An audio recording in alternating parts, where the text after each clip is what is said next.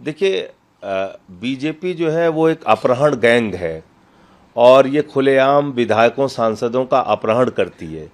और पूरे देश में यही काम ये लोग करते हैं, खरीद फरोख्त, तोड़ो पार्टियों को, अपहरण करो, उनको डराओ, उनको धमकाओ।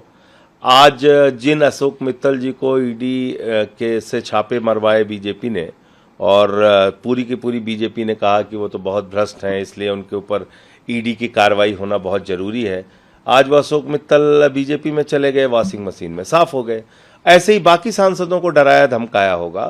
कुल मिलाकर मामला ये है कि अभी जो चेयरमैन साहब का फैसला है वो एक तरफा है। सातों सांसदों ने जो विलय का पत्र दिया उसका संज्ञान चेयरमैन साहब ने लिया है, लेकिन जब मेरे पत्र का संज्ञान लेंगे जिसमें मैंने उनको बताया है कि संविधान की 10वीं अनुसूची के मुताबिक इन लोगों की सदस्यता रद्द होनी चाहिए, उस पर सुनवाई शुरू होगी। तो मुझे उम्मीद है कि सभापति महोदय संविधान और लोकतंत्र की रक्षा के लिए अपना फैसला देंगे। जो भी फैसला आएगा तब उसके बाद बात करेंगे। अभी तो हमारे याचिका पर सुनवाई भी नहीं हुई है चेयरमैन साहब की तरफ से। राघव चड्ढा को जेनजी लीडर के तौर पर भी देखा जाता था, उनके फॉलोअर भी इंस्टाग्राम पे काफी कम होते हुए नजर आ रहे हैं। क्या लगता है आपको कि देखिए, लोग अपने आप को ठगा हुआ महसूस कर रहे हैं। लोग अपने आप को ये महसूस कर रहे हैं कि जिस नौजवान नेता की हमने सराहना की, तारीफ की, जिसके पक्ष में हम खड़े हुए, आज उन्होंने बीजेपी का दामन थाम लिया, तो इसलिए उनकी नाराजगी जाहिर है अपनी जगह। Arvind Kejriwal also tweeted about Swarn Kanta. वो कह रहे हैं कि आरएसएस के लिंकअप भी है, तो जस्टिस में कहीं ना कहीं कमी दिखाई देगी।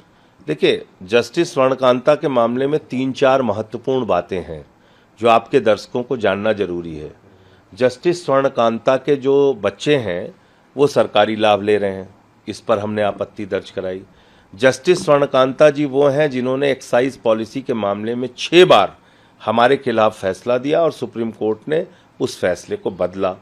जस्टिस स्वर्ण कांता जी वो हैं जिनके पास ईडी पहुंची और ये कहा कि सतेन जैन के मामले में निचली अदालत की जो सुनवाई हो रही है, जज साहिबा पे हमें भरोसा नहीं है। किसने कहा? ईडी ने कहा। और स्वर्णकांता जी ने मान लिया, बोले हाँ बिल्कुल अच्छी बात है, हम जज बदल देते हैं। तो जब फैसला आने वाला था सतेन जैन के मामले में, ईडी पहुंची तो जज साहिबा ने, स्वर्णकांता जी ने नीचे की अदालत का जज बदल दिया।